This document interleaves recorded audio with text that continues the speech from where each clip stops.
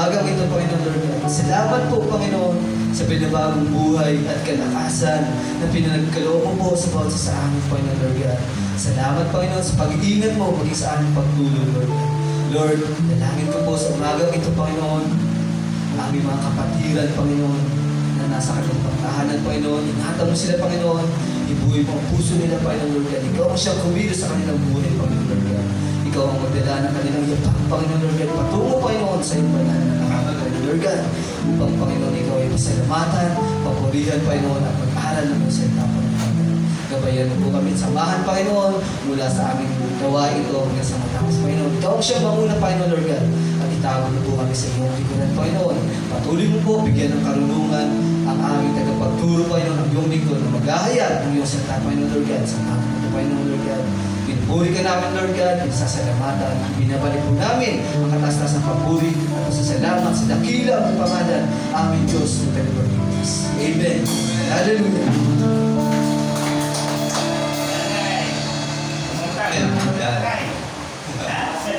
Salamat sa Panginoon sa gumawit ng papuri sa Diyos. Okay, salamat sa Panginoon sa umaga ito. At habang tayo naghihintay sa ating mga kapatiran, tayo muna ay magbasa ng banal na kasulatan sa aklat ng mga taga-Roma chapter 8. Yan, sa 8 na tayo eh. Doon tayo natapos nung nakaraan nating pag-aaral noon sa Roma 7. Ngayon sa 8 na tayo. Pero bago yung balikan ulit natin yung panimula sa aklat ng mga Roma. Ulitin lang natin para alam natin kung para kanino ito. Okay? Sabi rito sa panimula, kung meron tayo mga Biblia, sa aklat ng mga taga-Roma, ang sulat ni Pablo sa mga taga-Roma. Sa panimula ulit tayo. Balikan natin. Isa sa mga pangunahing layunin ng sulat ni Pablo sa mga taga-Roma ay upang makapaghanda ang mga Kristiyano sa Roma. Sa mga Kristiyano, ito sinulat ni Pablo. Para makapaghanda yung mga Kristiyano sa Roma.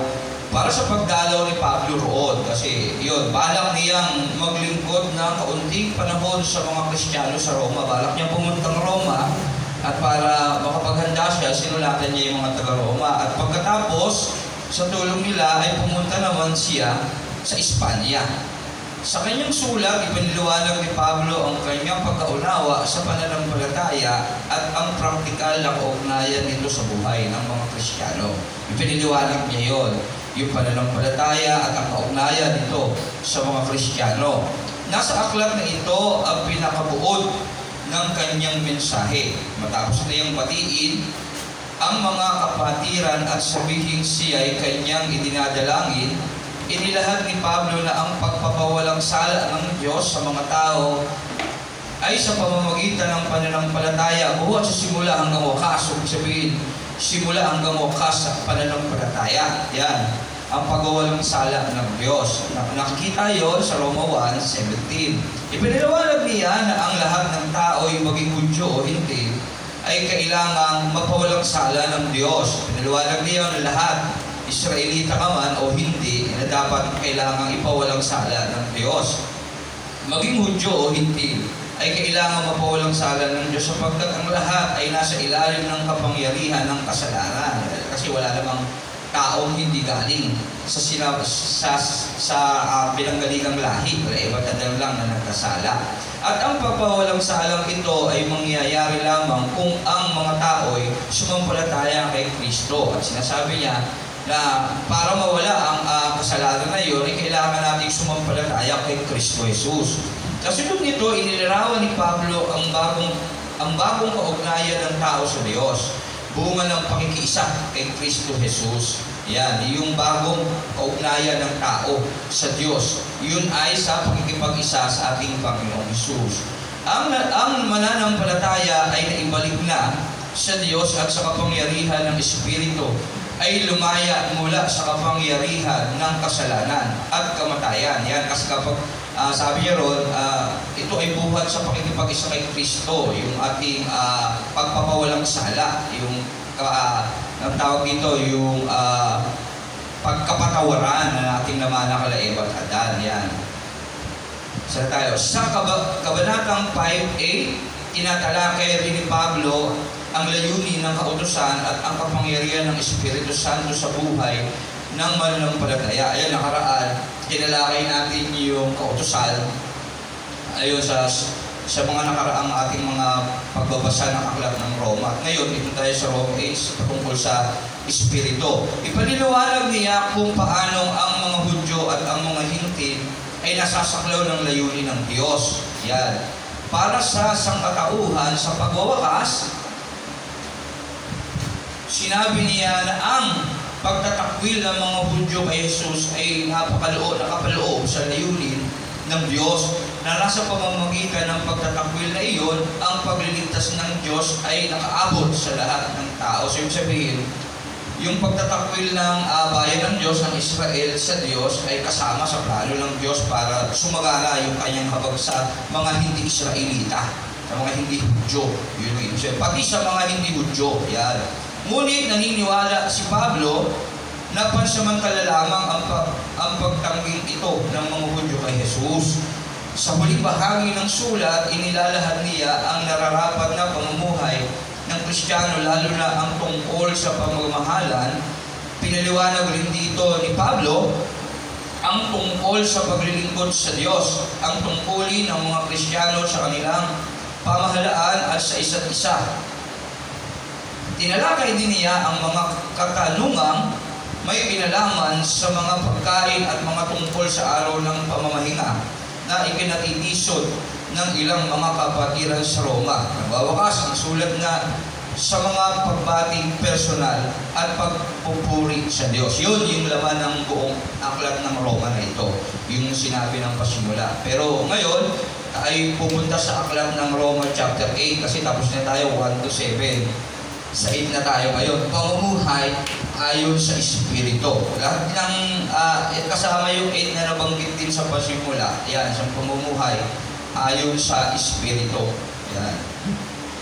Roma chapter 8 verse 1. Pero tayo muna ay manalangin sa Diyos. Lord, salamat po muli sa umagang ito. Muli binigyan mo kami ng pagkakataon magbasa, Panginoon, ang iyong banal na salita ng iyong sulat para sa amin upang ipahayag, Panginoon, ang iyong mensahe, ang iyong pag-ibig, ang iyong pagliligtas, Panginoon, ang mga bagay na dapat namin gawin habang naghihintay kami sa muli mong pabalik na malapit ng maganap, Panginoon. Salamat, gawayan mo kami sa aming pagbabasa. Nawa, Ama, sa pangalan ni Jesus, ang ibanal na Espiritu ay pangunahan kami upang lubusan namin maunawaan at hindi lang iyon, maisagawa ang iyong banal na salita at mensahe na aming mapapakinggan sa umagang ito. Gabayan mo kami maging sa mga taong nakapalibot sa church ito, pagpalain mo sila sa lahat ng pagkakataon, lalo na kung sila ay magbibigay pahintulot, pakinggan ang iyong banal na salita. Purihin ka, Panginoon, sa umagang ito, ikaw maghari, ikaw lamang at wala ng iba. Salamat, ito po ang aming sambutalangin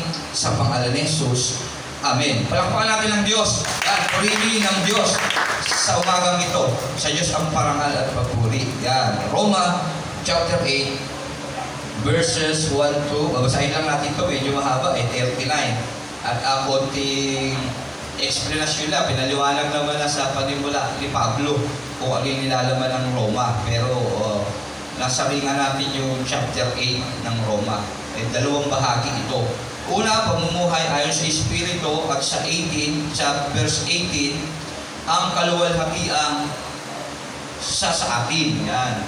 At tatlong bahagi. At ang pag-ibig sa 31, ang pag-ibig ng Diyos. Yan. Tumula tayo sa Roma 8:1. Pamumuhay ayon sa Espiritu. Sabi rito, Roma chapter 8 verse 1. Kaya nga, hindi nga hatulang maparusahan ang mga taong nakipag-isa na kay Kristo Jesus. Kanina sa panimula, na nabanggit doon na yung ating buhay ay dapat ay isasalig natin kay Kristo. Yun na dapat ang ating binubuhay. Kaya sabi sa Roma 8, kaya nga hindi na hahatulang maparusahan ang taong nakipag-isa na kay Kristo Jesus. Wala na ako, sabi ron, wala na ako sa kapangyarihan ng kasalanan at kamatayan. Kapag pinalaya na ako ng kapangyarihan ng Espiritong nagbibigay buhay sa pamamagitan ni Kristo Jesus. So, sabihin, pag tayo nakapag-isa na kay Kristo Jesus, sinuko natin yung buhay natin sa Kanya, nagdesisyon tayo talaga sa buhay natin na kilalanin siya bilang Diyos, Panginoon. Hari ng buhay mo, pagbibigay kasi ng buhay sa Kanya, yung sinasabi din ng Roma 12:1. Ang sabi doon, hindi ka nahahatulang parusahan kapag ikaw ay nakipag-isa na kay Kristo Jesus. Kasi bakit? Hindi na ikaw kasi ang nabubuhay sa sarili mo. Pag nakipag-isa ka na kay Kristo. 2 Corinthians 5:17. Ang sino bang nakipag-isa kay Kristo ay isa lang bagong nilalang. Wala na ang dating pagkatao. So, ibig sabihin, kapag ikaw ay nakipag-isa na kay Kristo, yung dati mong buhay, tinalikuran mo na. Kaya, ang sabi rin ko sa Roma 8:1, kaya nga hindi ka nahatulang maparusahan. Kasi nga, tinalikuran mo na yung dati mong buhay at ikaw na ngayon yung buhay sa buhay na ni Kristo. O yun. Ang mga taong na ipag-isa na kay Kristo Jesus, wala na ako sa kapangyarihan ng kasalanan at kamatayan sapagkat pinalaya na ako ng kapangyarihan ng Espiritong nagbibigay buhay sa pamamagitan ni Kristo Jesus. Ginawa ng Diyos ang hindi kayang gawin ng kautusan dahil sa likas na kahinaan ng tao. Ano ba hindi kayang gawin ng kautusan sa tao? Yung iligtas tayo, yung pawalang sala tayo. Kasi yung kautusan, bakit siya binigay sa tao? Base sa ating mga nakaraang pinag-aralan. Ito ba ang kautusan ba binigay ng Diyos para tayo ay maligtas? Para maberipika ang kasalanan. Para malaman natin yung paglabag lang, hanggang doon lang siya. Salamat sa kautusan, ito ay banal, ito ay mabuti. At bakit? Kasi sinasabi nito na mali yung ginagawa natin. Yun yung tungkulin ng kautusan. Yun lang yung purpose niya, kaya binigay ng Diyos sa atin. Kasi kapag walang kautusan, walang paglabag. Lahat pwede mong gawin. Tama? Kaya yun yung tungkulin ng kautusan. Ang ipamukha sa tao na mali yung ginagawa niya. Nasabihin yung kasalanan. Kaya yun. Kaya ginawa ng Diyos, bumaba si Jesus Christ, binigay niya yung bugtong na anak niya para mayroong isang banal na mamatay sa krus para wasakin yung kasalanan sa buhay natin. Yan. Ginawa ito ng Diyos upang ang panuntunan ng kautusan ay matupad sa atin. O, doon muna tayo sa 3 ulit pala. Ginawa ng Diyos ang hindi kayang gawin ng kautusan. Hindi kasi kayang gawin ng kautusan na linisin yung kasalanan natin kasi dugo ang ating utang sa Diyos. Dahil sa likas na kahinaan ng tao, isinuguli ang kanyang sariling anak. Ito yung sinabi natin kanina. Saan yun ang taong makasalanan upang pawiin ang kasalanan? Sa gayoy, hinatulan na niya ang kasalanang umaalipin sa tao. Sabi ng Pilipos 2:6, bagamat siya'y likas at tunay ng Diyos, hindi niya ipinagpilitang mabuhay kapantay ang Diyos. Sa halip siya'y nagpakumbaba at namuhay na parang alipin, na parang tao talaga 100% talaga tao. Kaya kasi nasabi ng Bible, anak ng tao. Isinilang siya ni Mary na tao. Yan. Sinugo niya ang kanyang sariling anak sa anyo ng taong makasalanan. Kasi ang tao makasalanan eh. Pero si Jesus, baka ma-misunderstand tayo, hindi siya makasalanan. Parang, kaya rito nandito. Anak, sa anyo ng taong makasalanan, sa anyo ng tao, kasi likas siyang tao talaga noon. Pero bakit hindi siya makasalanan? Hindi siya, wala siyang kasalanan. Bakit kaya? Sa tingin natin, bakit walang kasalanan si Jesus? Yan, pinanganak siya sa Espiritu, hindi siya galing sa genes nila Eva at Adan. Okay? Hindi siya galing sa sperm cell, sa madaling salita, o sa dugo nila Eva at Adan. Kaya Holy Spirit, pagbasahin natin yung Matthew, sa pamamagitan ng kapangyarihan ng banal na Espiritu. Kaya hindi natin siya kagaya sa kalikasang may minanang kasalanan sa kanila kasi wala siyang dugong pinanggalingan sa tao. Naging tao siya kasi iniluwal siya ni Mary na tao. Pero siya ay nagmula sa kapangyarihan ng banal na Espiritu ayon sa Matthew. Yan, kaya yun. Kaya tayo pinapanganak na may kasalanan kasi galing tayo sa dugo nila Eva at Adan na may minana tayo sa kanilang dugo. Yan. Kaya yun yung dapat na mapawi sa atin. Kaya si Jesus Christ nagkatawan tao. Kailangan ng merong isang dugong banal na dumanak sa krus. Yan. Isinugo niya ang kanyang sariling anak sa anyo ng tao. Basta pag nababasa tayo ng Bible, tandaan natin yung mga word na ginagamit. At intindihin natin maigi yun, matutulungan tayo ng banal na Espiritu para ipaunawa sa atin yun. Kaya napakahalagang nananalangin. Upang pawiin ang kasalanan sa gayoy, pinatulan na niya ang kasalanang umaalipin sa tao. Ginawa ito ng Diyos upang ang panuntunan ng kautusan ay matupad na sa atin na namumuhay ayon sa Espiritu at hindi ayon sa hilig ng laman. Yan. Si Jesus kasi ang gagawa niya para sa atin kapag tayo na ipag-isa sa Kanya. Kasi kapag tinanggap mo si Jesus, ano yung nagkakaroon sa'yo?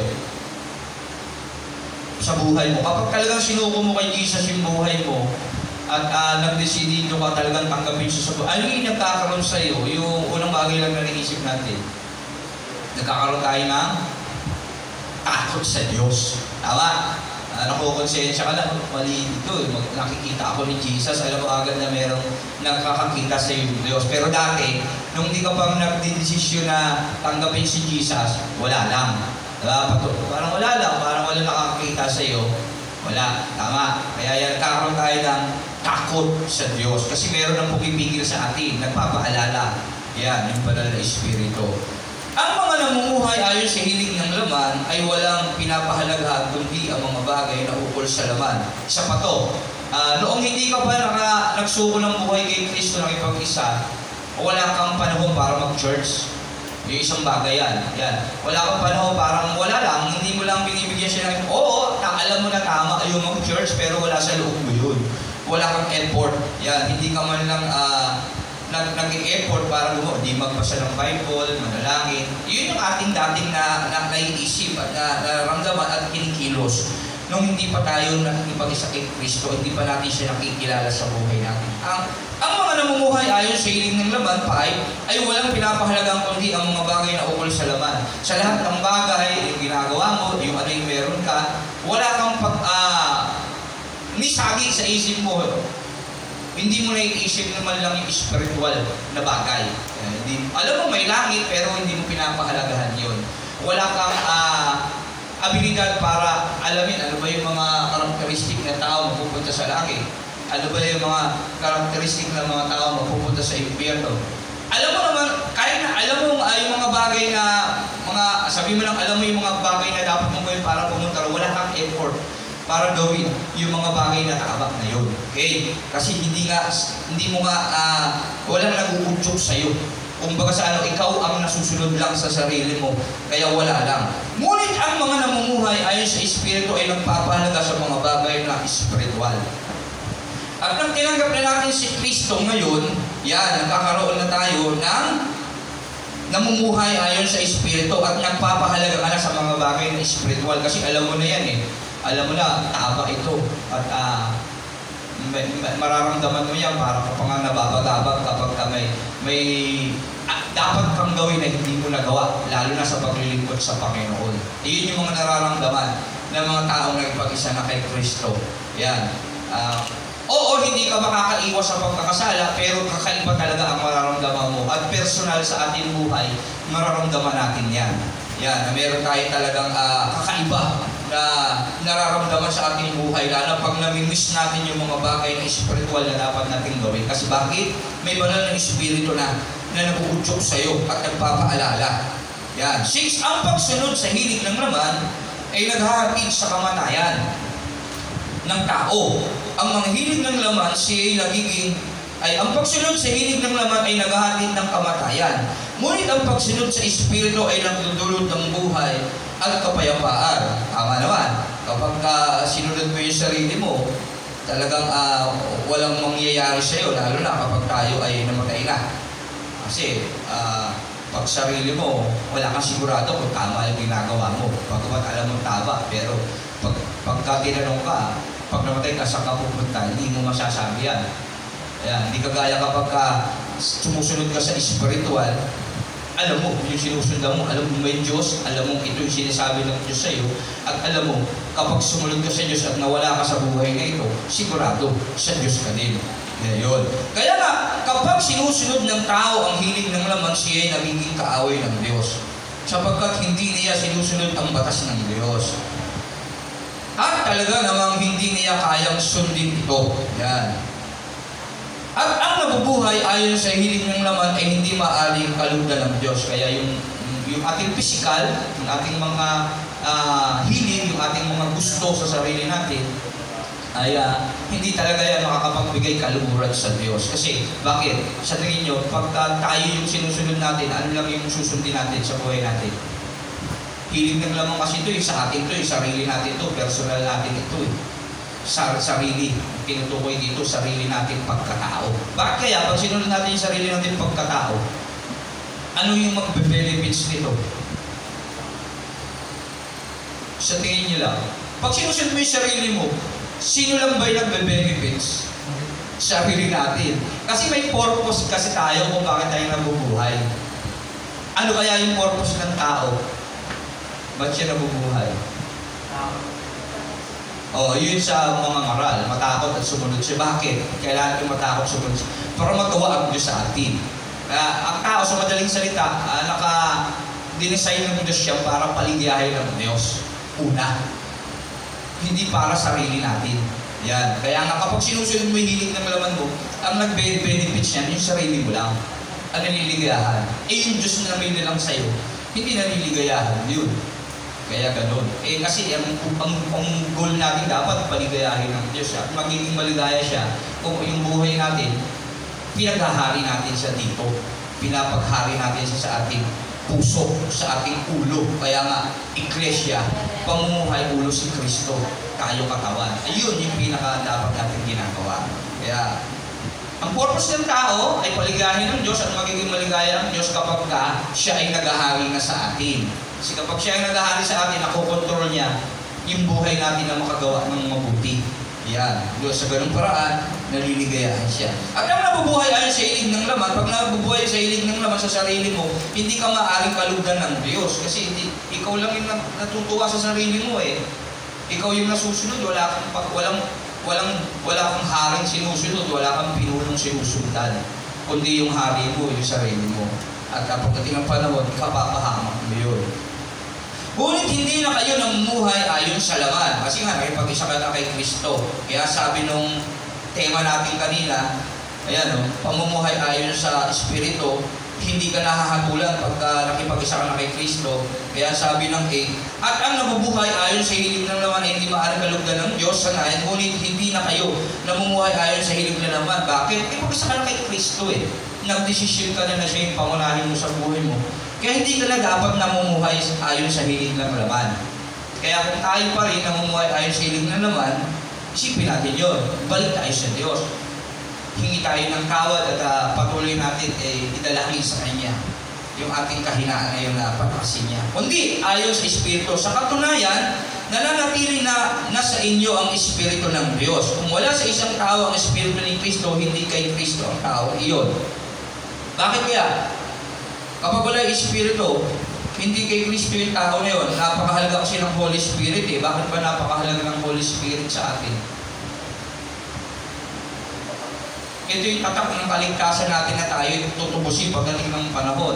Ito rin yung katibayan na talagang tinanggap natin si Kristo sa ating buhay. Kasi hindi titira yan, hindi yan pupunta sa'yo kung hindi mo tatanggapin si Kristo sa buhay mo.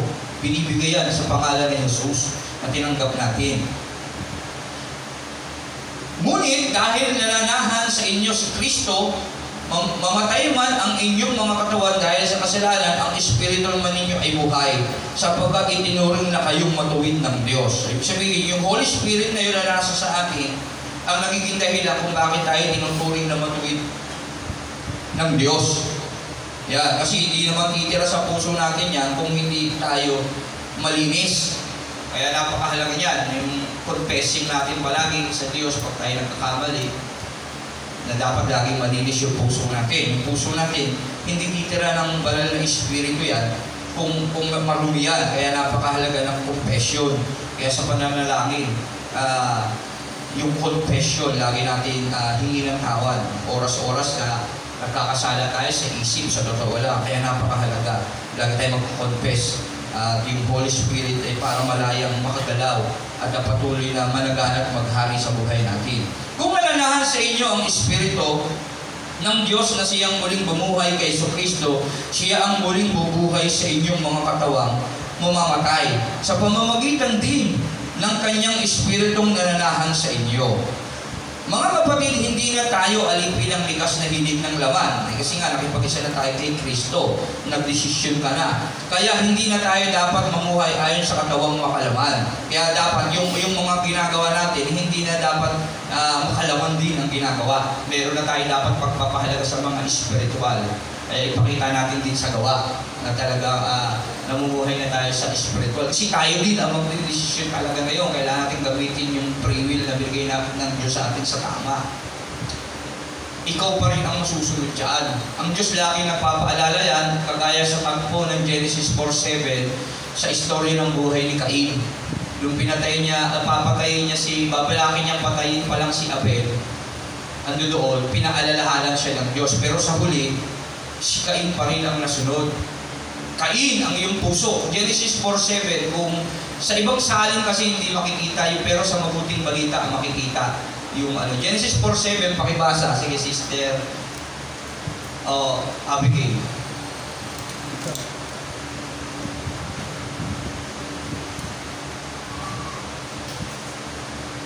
Genesis chapter 4 verse 7. Kung mabuti ang ginagawa mo, dapat kang magsaya. Kung masama naman ang kasalanan tulad ng mabangis na hayop, laging nag-aabang upang lapain ka. Nais itong pagarian ka, kaya kailangan mapaglabanan mo ito. Yan, mapaglabanan mo ito. Kailangan, sabi ng Diyos, kailangan mapaglabanan mo ito. Hindi tumitigil ng pagpapaalala ang Diyos, pero tayo pa rin ang magdedesisyon. Yan, yun yung bagay kasi na hindi pinapakita ng Diyos sa atin na mahal niya tayo. Isang bagay yun, yung free will na meron tayo. Kaya ang pumili ng mabuti at masama. Kung ayaw natin paghariin ng Diyos sa buhay natin, wala siyang magagawa sa buhay natin. Ayaw mo eh. Kaya nga sabi sa ibang bahagi ng banal kasi, huwag mo lang pinhatiin ang banal na Espiritu. Huwag mo siyang ipagtabuyan sa ibig sabihin. Ibig sabihin, kaya nga sa Hebreo, pag narinig mo ang tinig ng Diyos, ang iyong puso mong patigasin. So yung Revelation 3:20, kumakatok pa sa palahagi yung Holy Spirit sa atin. Kung bubuksan natin yung pintuan ng ating puso, makakapaghari siya doon. Pero kung sasarado mo yan, hindi mo siya pakikinggan, talagang paghaharian ka ng sarili mo. Kaya ang magiging bunga nun, pagkakasala. Kaya yun ang mangyayari. Kaya dapat, yung meron tayong free will, gamitin natin din sa tama. Kaya maraming paraan para mapalakas yung free will natin. Gawin natin yung lahat ng bagay para mapalakas yung espiritu na nasa sa atin. Kaya hindi kasi natin magamit ng tama yung free will natin, mahina yung ating espiritu. Kaya kailangan natin palakasin yun. Sapagkat mamamatay kayo kung mamumuhay kayo sa katawang makalaman. Ngunit kung pinapatay ninyo sa pamamagitan ng Espiritu, ang gawa ng katawang makalaman, na mabubuhay kayo. Yan. Kung pinapatay ninyo sa pamamagitan ng Espiritu, ang gawa ng katawan, makalaman, mabubuhay kayo. Kung paghahariin natin ang banal na capital letter Espiritu, Holy Spirit, tinutukoy dito. Sa 13, Roma 8:13. Pansinin nyo yung Espiritu, tinutukoy capital letter E, Holy Spirit. Kapag ka-Espiritu natin, small letter E lang yan. Kaya kailangan natin paghariin yung banal na Espiritu sa ating physical, sa ating literal na buhay na ito. Makalaman, mabubuhay kayo. Ang lahat ng pinapatnubayan ng Espiritu ng Diyos ay mga anak ng Diyos. Ang lahat ng mga sumusunod sa banal na Espiritu ay mga anak ng Diyos. Yun sa magagawa na pagpapaliwanag. Sa 14, Roma 8:14, ang lahat ng pinapatnubayan ng Espiritu ng Diyos ay mga anak ng Diyos. Pagka transfer mo sa mas mababaw na pagpapaliwanag, ang lahat ng mga napaghaharian o ginagawang hari, ang banal na Espiritu sa puso niya ay mga anak ng Diyos. Yan. Ayun yung sa mababaw na pagpapaliwanag. Kasi kailangan mapagharian tayo ng Diyos sa pamamagitan ng banal na Espiritu. Sapagkat hindi ibinigay sa inyo ng Diyos ang Espiritu upang kayo gawin mga alipin na mumuhay sa takot. Sa halip, ibinigay sa inyo ang Espiritu upang kayo gawin mga anak ng Diyos. Yan yung katibayan na tayo talagang mga anak ng Diyos. Kasi bakit? Kaya nakakatawag tayo sa kanya ng Ama ko. Yan, kaya pwede na tayo tumawag sa Diyos ng Ama. Bakit kaya? Ibinigay sa inyong Espiritu upang kayo gawing mga anak ng Diyos. Kapag nasa iyong Espiritu, ano ba yung mayroon sa iyo? Bakit tayo nagiging anak ng Diyos? Ano ba yung mayroon pagka nasa atin yung Holy Spirit? Ano yung lumalabas sa atin? Yung fruits. Yung bunga. Yung bunga. Kaya, bakit masasabing pag nasa yung bunga, anak ka ng Diyos? Kasi yun yung katangian ng Diyos. Pag-ibig, Galatians 5:22. 1 John 4:8, ang Diyos ay pag-ibig. Ang bunga ng banal na Espiritu ay pag-ibig. Tinutukoy niya si Jesus, ang Diyos. Yan, ang pag-ibig. Kaya kapag nasa iyo yung banal na Espiritu, anak ka ng Diyos kasi nasa iyo si Jesus, na Diyos ng pag-ibig. Okay? At sa ilalim yan, ng pag-ibig na yan, kahinahunan, kabutihan, katyagaan, kabaitan, kapayapaan. At ang sabi doon, walang batas laban doon. Bakit? Puro banal yun eh, matutuwid yun eh. At nasa sayo yun. Okay? Kaya napakahalaga. Kapag nasa iyo ang Holy Spirit, nakikita yung bunga niya na si Jesus, yung katangian ng Diyos. Yan. Kaya pwede natin tawagin Ama natin ang Diyos. Kasi nga, nasa atin si Jesus na tinitignan ng Ama para maging matuwid tayo sa paningin niya. Kasi kung tayo lang titignan ng Ama, tayo lang, hindi tayo matuwid sa paningin ng Ama. Kaya kailangan natin si Jesus na maging damit natin para makita ng Ama si Jesus sa buhay natin. Kaya sa Santiago, pag tumingin ka sa salamin, lagi ko sinasabi ito, dapat hindi mo nakakalimutan yung sarili mo. Kasi binigay mo na kay Kristo yung buhay mo, nakipag-isa ka na kay Kristo. Hindi mo dapat kalimutan yan, na dapat pag tumingin ka sa salamin, si Kristo yung nakikita mo. At pag nakikita ka ng Ama, si Kristo na yung nakikita sa buhay mo. Yun po yun. At nagaganap yan kapag nasa atin yung banal na Espiritu ng Diyos. Yan. 16. Ang Espiritu ang nagpapatotoo kasama ng ating Espiritu na tayo yung mga anak ng Diyos. Kasi yan, malakas yung spiritual natin pag nasa ating Holy Spirit. Nagagawa niya yung mga bagay na kalooban ng Diyos. At yamang mga anak tayo, mga tagapagmana ng Diyos. 17. Kaya lagpas na tayo sa isang bahagi. No? Sige, tuloy na lang natin. At yamang mga anak tayo, tagapagmana ng Diyos at kasamang tagapagmana ni Kristo, sapagkat kung tayo kasama niya sa pagtitiis, tayo makakasama niya sa kanyang kaluwalhatian. Yan.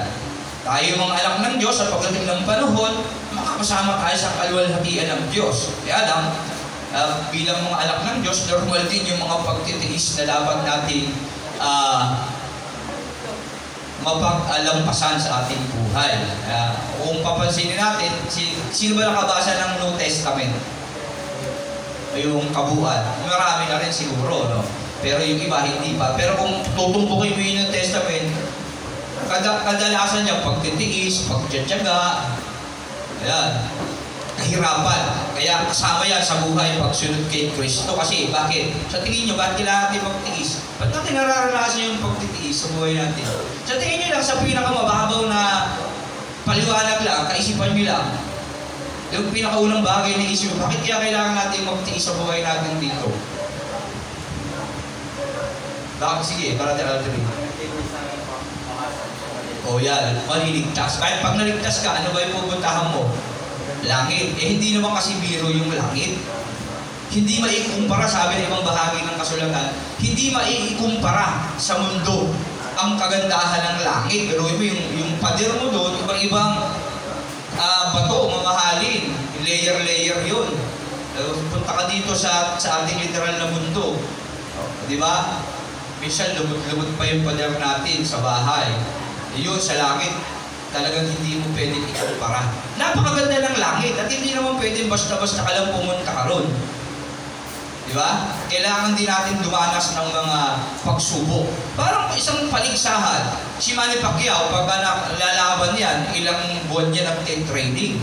Puro paghihirap yun. Umaakit sa bundok yan, tumatakbo.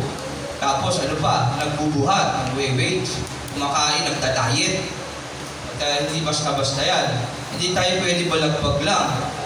Kasi kapag sumali ka ng paligsahan, balagbag lang yung ginagawa, wala kang disiplina sa sarili mo.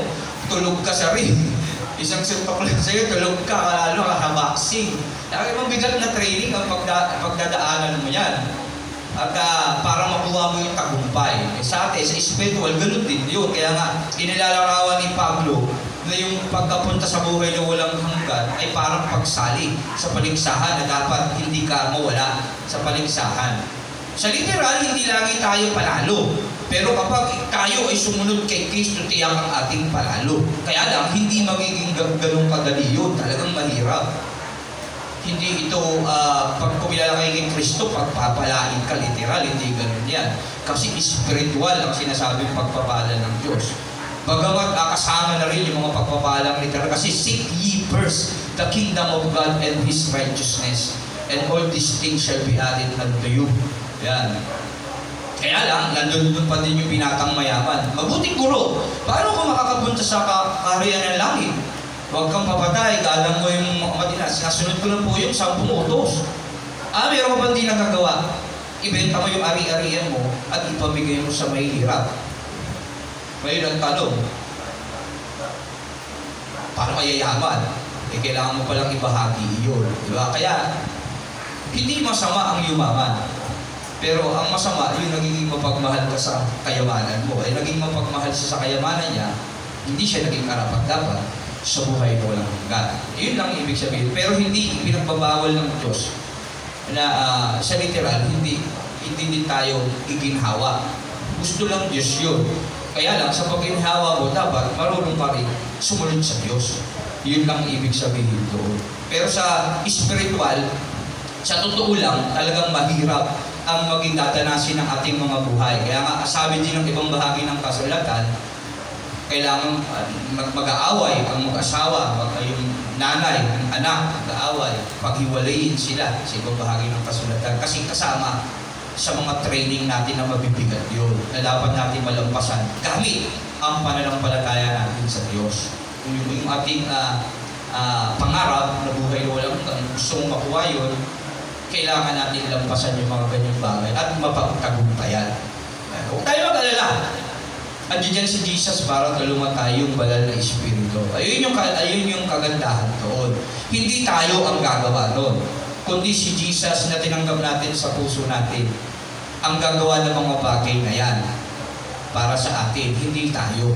Kaya lang, ano lang ang gagawin natin? Pahihintulutan lang natin siya. Bubuksan lang natin ating puso niya at ating puso, pananampalatayaan natin siya at ibibigay ang ating mga buhay. Yun yung ating pinaka-effort.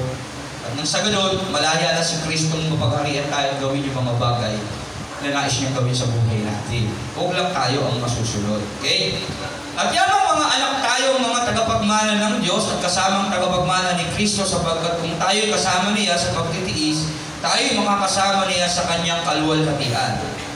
Para sa akin, para kay Pablo, ang mga pagtitiis natin sa kasalukuyan ay hindi maihahambing. Ito yung sinasabi natin kanina. Sa kaluwalhatiang mahahayag sa ating balang araw. Sapagkat nananabig ang sangnilikha na ihayag ng Diyos sa kanyang mga anak. Yan, hindi kasi maihahambing yung kagandahan ng kaharian ng Diyos pagdating ng panahon. Nabigo ang sangnilikha hindi dahil sa gustuhan ito, kundi dahil itinulot iyon ng Diyos, si plano ng Diyos. Gayunman, nagbigay pa rin siya ng pag-asa, yan na si Jesus, na ang lahat ng nilikha ay pinalaya ng Diyos upang hindi ito mabulok at upang makabahagi ito sa maluwalhating kalayaan ng mga anak ng Diyos. Alam natin hanggang ngayon dumaraing ang sa nilikha dahil sa matinding hirap na tulad ng isang mga anak. Kaya nga, kuminsan, kahit na mga Christian na tayo, yun, natural pa ba yung ganitong hirap? Bakit? May mga katalungan pa rin. Normal natin nararamdaman yung mga hirap na yan kasi nasa katawang pantao pa tayo. Pero kapag napagharian tayo ng Diyos, natutulungan na tayo ng Diyos para maintindihan yung mga bagay na dapat nating maranasan. At dahil doon, mapapalitan ng kagalakan yung meron tayo kasi naiisip natin yung gantimpala natin sa hinaharap. Okay? Kaya na paglalabanan natin yung lahat ng meron tayong dagok sa buhay. At hindi lamang ito, kundi tayong mga tumanggap na ng Espiritu bilang unang kaloob ng Diyos, ay dumarating din habang hinihintay natin ang paghahayag ng ating pagiging mga anak ng Diyos at ang paglaya ng ating mga katawan. Naligtas tayo hindi dahil sa pag-asang ito, ngunit hindi iyon matatawag na pag-asa kung nakikita natin ang ating inaasahan.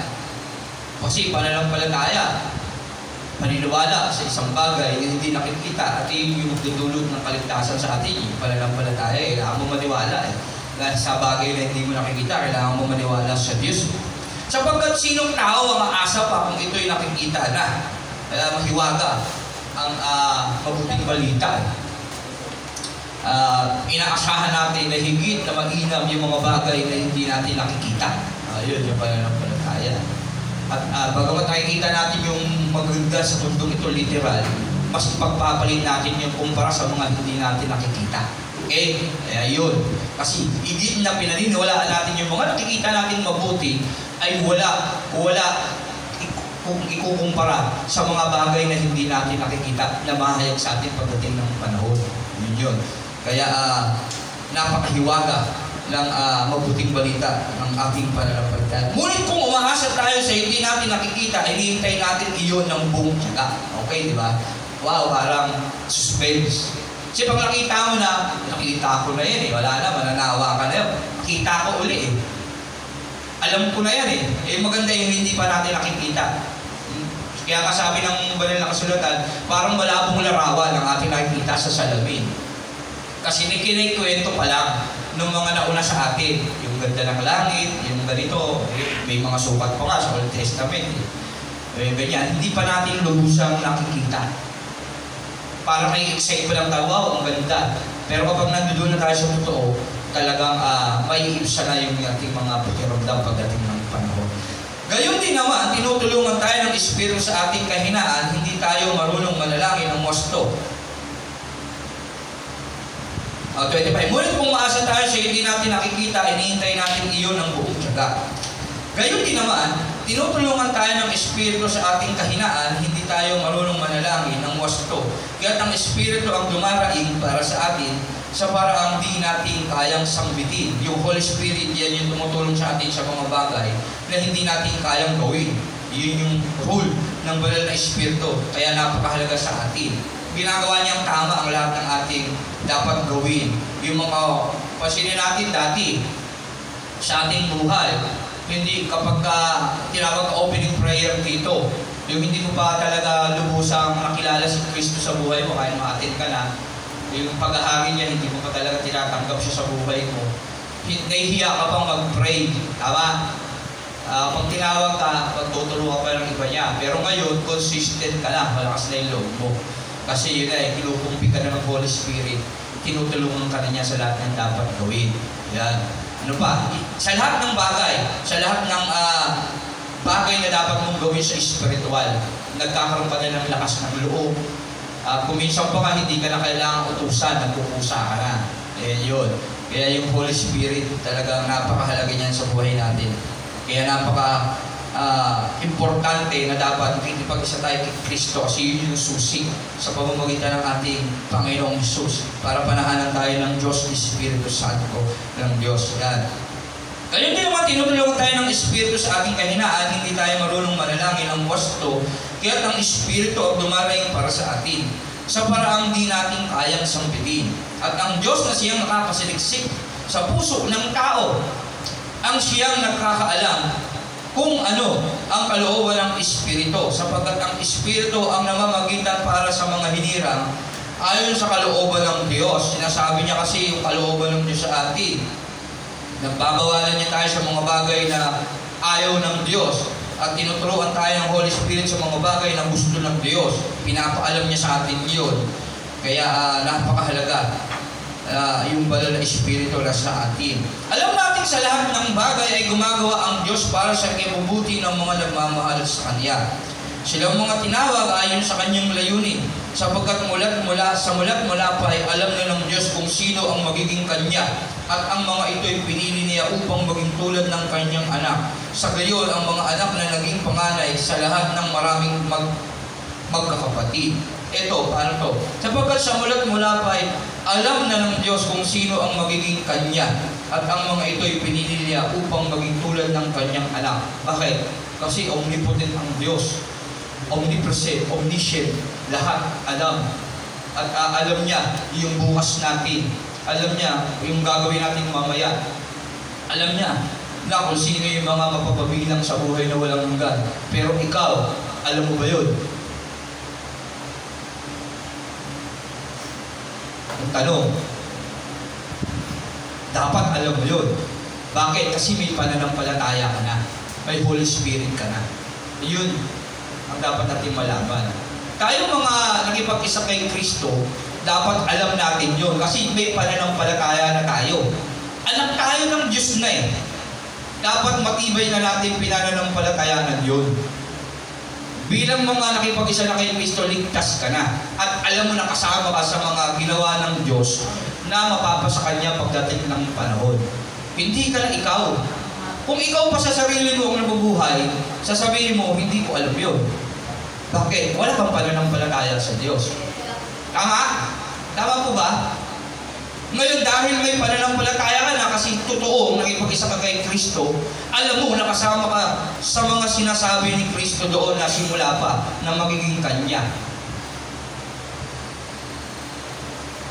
Tama po ba? Ang pananampalataya ay katiyakan na mangyayari ang isang bagay na yung inaasahan. Bakit ka nananampalataya sa Diyos? Ang tanong. Kasi meron kang inaasahan. At alam mong mangyayari yung kahit hindi mo pa nakikita yun. Kasi nananampalataya ka sa Kanya. Amen? Amen. Ngayon, kung hindi ka nananampalataya sa Diyos, hindi mo alam kung ikaw yung kasama sa mga pinili niya doon. Maaaring sabihin mo, gagawa ka na lang masama, kabilang na ako sa mga pinili ng Diyos sa mulat mula pa eh. Kaya may ibang paniniwala, doon pumapasok yung ibang mga paniniwala. Okay? Kaya linawin natin sa ating mga sarili. Ang ating relasyon sa Diyos ay dapat personal. Ay dapat meron ka talaga konkretong pananampalataya at talagang sigurado ka na pag-isa ka kay Kristo. Dapat nasa puso ng bawat isa sa atin yung banal na Espiritu ng Diyos. Sapagkat sa mulat-mula pa ay alam na ng Diyos. Ang Diyos alam niyang lahat ng kasi siya ang may lalang. Alam niya kung sino na yung mga makakasama niya. Ngayon, sa literal na bilang tao, ikaw, alam mo yun sa buhay mo. Sabihin mo, hindi, Diyos ang nakakaalam nun. Ngayon, nalalaman mo yun dahil sa pananampalatayang meron ka. Hebrew 11. Ang pananampalataya ay katiyakan na mangyayari ang isang bagay na iyong inaasahan. Okay, yun lang yun. Sapagkat sa mulat mula pa'y alam na ng Diyos kung sino ang magiging Kanya at ang mga ito ay pinili niya. Kaya ano ang ginagawa ng mga taong nananampalataya sa Diyos? Na pinili niya. Gumagawa ng mga bagay na naayon sa kalooban ng Diyos. Tama? Ayan. Kaya kung hindi mo alam na pinili ka ng Diyos, hindi mo talaga gagawin yun. Ngayon, dahil sa nakipag-isa ka na kay Kristo, gagawin mo na yung mga bagay na kalooban ng Diyos. Kasi yun yung inaasahan mo na pagdating ng panahon. Sa gayon, ang anak ay naging panganay sa lahat ng maraming magkakapatid. Bakit? Kasi nasa iyo na nga si Kristo na pangalan ng Diyos na naghahari sa iyo. Kaya ang ginagawa mo, yung ginagawa ni Kristo na gumagawa sa buhay mo ng mga bagay na kalooban ng Diyos. Ang mga pinili niya noong pang-una ay Kanyang tinawag. At ang mga tinawag ay Kanya rin pinawalang sala. Tama naman. Pinili niya. Tingnan niyo kung bakit tayo ang lumabas sa sinapupunan ng ating magulang. Pwede naman yung kapatid natin na nakasabay. Kasi kung sa science, bago ginawa ang tao, ilang libong mga tao ang naglalaban pumasok sa sinapupunan ng kanyang magulang. Dami. Sino nakakaalam sa science? Magkakapatid, ilang libo yun. Marami yun. Pero ikaw yung pinili. Ikaw yung lumabas. Ikaw, Brother Alvin. Ikaw, Brother Leron. Tayong lahat. Ang Diyos ang pumili nun sa atin. At dapat mong malaman na kasama ka sa buhay na walang ka pagdating ng panahon. Kaya lang, kailangan mo kilalanin si Kristo at may pag-isa sa Kanya. Dapat mong makilala siya at panampalatayanan. Ano pa ang masasabi natin? Ang mga pinili niya noong pang-una ay Kanyang tinawag at ang mga tinawag ay Kanya rin pinawalang sala. At ang mga pinawalang sala ay kanyang binahagian ng kanyang kaluwalhatian. Yan. Ano ba ang masasabi natin tungkol dito? Kung ang Diyos ay panig sa atin, sino ang makakalaban sa atin? Yan. Kapag nasa atin ang Diyos, kampante na tayo. Wala na tayong problema. Sa totoo lang, kasi hindi dyan na yung Espiritu na papalaka sa atin, pakikinggan mo na lang siya, at hahayaan mo lang siyang maghari sa iyo, susundin mo lang yung sinasabi niya sa iyo. Tutusin, madali lang yung buhay. Nagiging mahirap kasi iniisip pa rin natin yung sarili natin. Yun yung nagiging mabigat. Kapag si Kristo ang nasunod sa atin, magiging madali lang yung buhay. Susundin mo lang siya, pakikinggan. Kaya lang, ang hirap para sa atin kasi nasundin yun. Yung sarili natin pa rin yung sinusunod natin. Yun. Yung laman, yung pride natin. Kasi nakikita mo imposible kasi, halimbawa, wala kang bigas, tapos may nag-iya sa'yo ng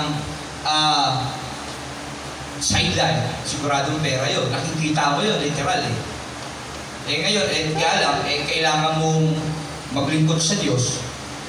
Pag tinanong kayo sa totoo lang, masasabihin nyo, maglilingkod ako sa Diyos. Pero sa totoong buhay, anong gagawin mo nun? Iisipin mo yung gagawa ka ng eksena yun sa isip mo. Mabuti ito kasi matutulungan mo yung pagkalooban ko ng Diyos. Tama? Kaya nga sa Diyos, kahit 1 milyong kabutihan pa ang gawin mo, kung hindi iyon ang pinagagawa ng Diyos, hindi pa rin mabuti sa kanyang paningin yun. Ganon yung pamantayan ng Diyos sa totoo lang. Dapat natin malaman.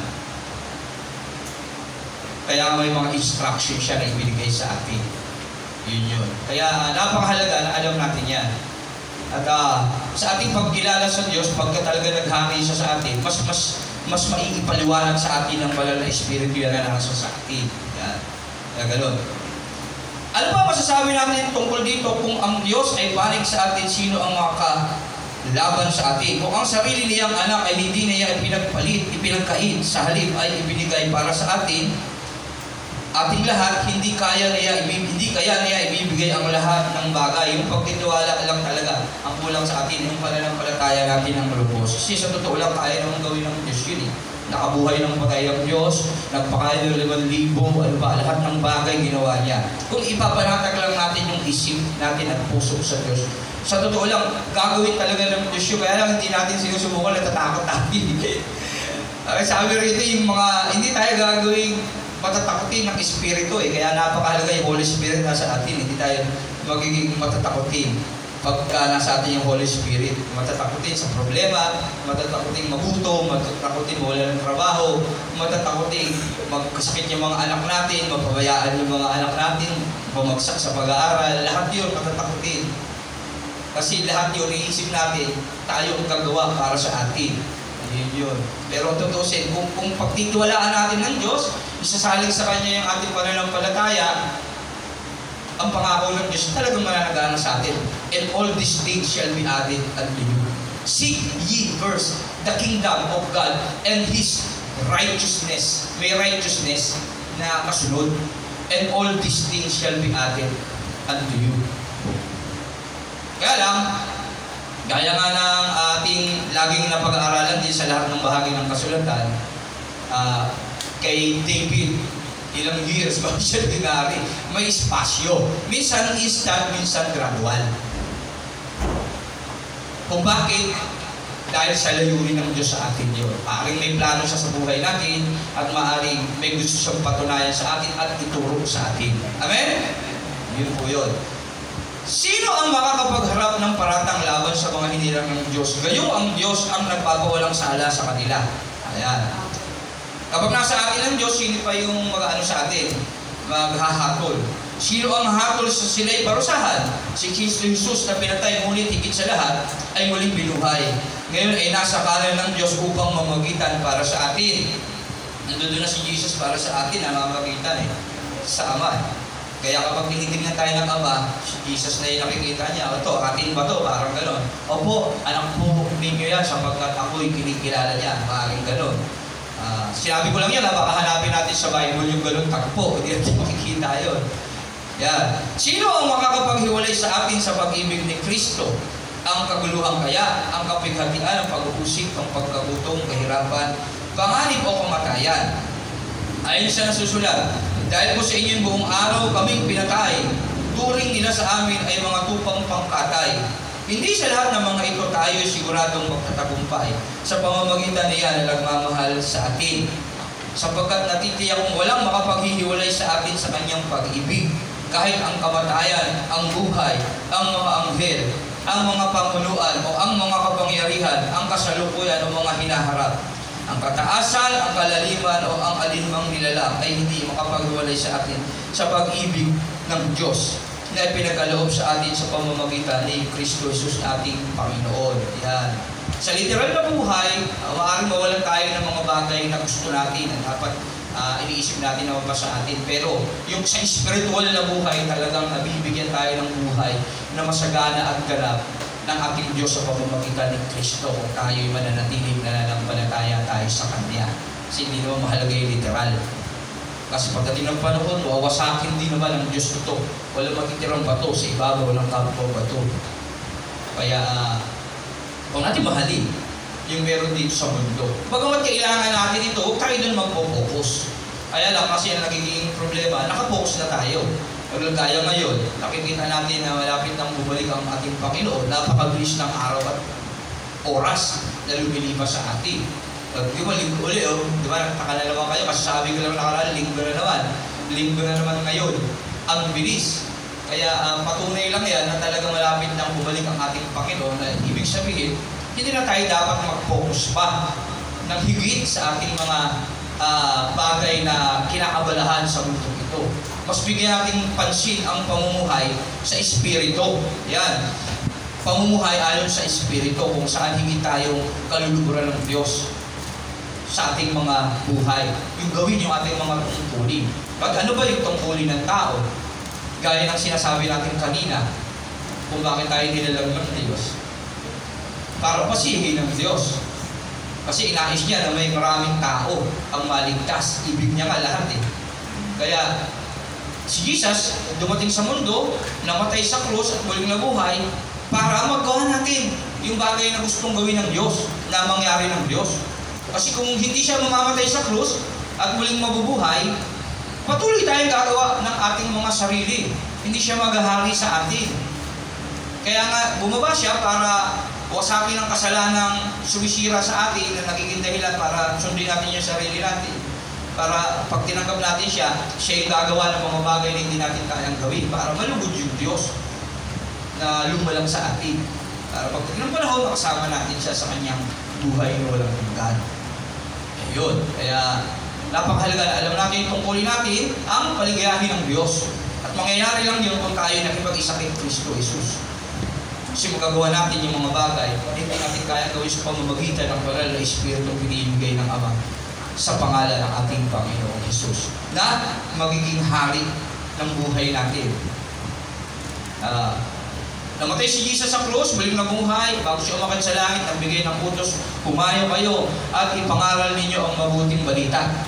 Bautismuhan niyo sila sa pangalan ng Ama at ng Anak at ng Espiritu Santo at turuang sumunod sa lahat ng ipinag-uutos ko. Ang tanong, ginagawa ba natin yun? Amen. Yan, dapat ginagawa natin yun. At kung hindi, baka hindi pa tayo namumuhay ayon sa Espiritu. Siya nabi natin, pamumuhay ayon sa Espiritu. Ayan. At kung binasa natin yan kanina sa mga hindi nakaabot, ulitin na lang natin yan sa ating tahanan. Kasi kung babalikan ulit natin, yung oras natin ay mabilis. Tatamaan yung ating Sunday worship service. Amen? Kaya yan. Kaya sa buhay natin ngayon, mamuhay tayo ayon sa Espiritu. Mamuhay tayo ayon sa paghahari ng ating Panginoong Jesus sa ating mga buhay. Bilang mga iglesia niya, nabubuhay, hari si Kristo, ulo si Kristo, at tayo ang nagsisilbing katawan. At bilang bahagi ng kanyang katawan, meron tayong bahaging dapat gampanan. Ayan. Kung ano yung gawain ng kamay, gawain ng kamay yun. Kung ano gawain ng paa, gawain ng paa yun. Tenga, tenga yun. At para sa ikabubuti, dapat magtulungan yung mga bahagi na yan. Sa ikalala ko, ng iglesia para hanapin ang mga hinirang ng Diyos na nais niya maligtas. pagdating ng panahon. Amen? Tayo kasi ang gagawa nun. Kaya, focus tayo sa ating tungkulin sa Diyos. Tingnan natin ang spiritual nating buhay. Huwag yung ating mga literal na buhay. At yung literal nating buhay, ipagkatiwala natin sa Diyos. Kasi ang pananampalataya ay katiyakan na mangyayari ang mga bagay na iyong inaasahan. Hindi ka nananampalataya kasi nakikita mo ang isang bagay. Nananampalataya ka kasi hindi mo ito nakikita at inaasahan mo na mas mahigit ito sa mga bagay na nakikita mo. Amen? Yan, kaya purihin ang Panginoon sa umagang ito. Hanggang dito na lang ang ating pagbabasa at pag-share ng mabuting balita ayon sa ating aklat ng Roma chapter 1 verses 1 to 39. Mahaba yun, tatlong bahagi yun eh. Yan, sa ating mga tahanan, balikan na lang natin. Yan, yung tatlong bahagi ng Roma. Sa Galacia ako. Roma 8, yan. Una, pamumuhay sa Espiritu, sa 8, verse 18, ang kaluwalhatian sa atin. Sabay pag-isa natin kay Kristo yun. At ang pag-ibig ng Diyos, yung pag-ibig na ginawa niya sa atin. Kaya aralin na lang natin sa ating mga tahanan, yan, itong aklat ng Roma. At meron bang gustong mag-share o may tanong ba? May gusto bang magtanong o gustong mag-share ng kanyang na-reveal ng Diyos sa kanya habang binabasa natin? Yan. Wala. Okay. Ano uli yung tungkulin natin sa mundong ito? Yung paligayahin ng Diyos. Paano naman liligaya ang Diyos? Yung makasama tayo lahat sa buhay na walang hanggan. At sino ang gagawa noon? Tayo. Paano natin gagawin yun? Kailangan natin mamuhay sa Espiritu. Tanggapin ang paghahari ng Diyos sa buhay natin sa pamamagitan ni Kristo at ipadadala niya ang banal na Espiritu para tulungan tayo gawin yung mga bagay na dapat natin gawin habang naghihintay sa kanyang muling pagbalik na malapit ng maganap. Amen? Palakpakan natin ang Diyos. Salamat Panginoon. Sa mga dito tayo manalangin. Lord, salamat Panginoon sa iyong mensahe sa amin. Panginoon, awa Panginoon, ang iyong banal na kasulatan ay patuloy namin asamin Panginoon na mabasa at paulit-ulit kung kinakailangan Panginoon sa abot ng kaalaman ng iyong pinagkaloob sa amin. Gabayan mo kami at patuloy na maunawaan ang lahat ng bagay Panginoon na nais mong ipaalam sa amin upang maging makabuluhan ito sa aming buhay Panginoon. Patnubayan mo kami Panginoon at awa ang mga bagay na hindi namin magawa ay patuloy namin magawa ito sa tulong ng iyong banal na Espiritu na nasa sa amin Panginoon. Ingatan mo kami, Panginoon, at gabayan maging sa mga tao, Panginoon, na ipagbahagi sa amin sa palibot ng church ito. Gabayan mo din sila at gumawa ka ng mga kaparaanan para sa kanila para lubusan ka nilang makilala, Panginoon. Purihin ka, pagnabayan mo kami sa aming susunod na gawain, Panginoon, nawa ikaw lang ang maluwalhati maliban doon. Wala nang iba. Muli, maraming salamat, Panginoon. Ito po ang aming samot dalangin sa pangalan ni Jesus. Amen. Palakpakan natin ang Diyos. Pagiging ang Diyos. Pwede tayo mag-CR, tapos may konti. Mag-ano tayo, praise and worship.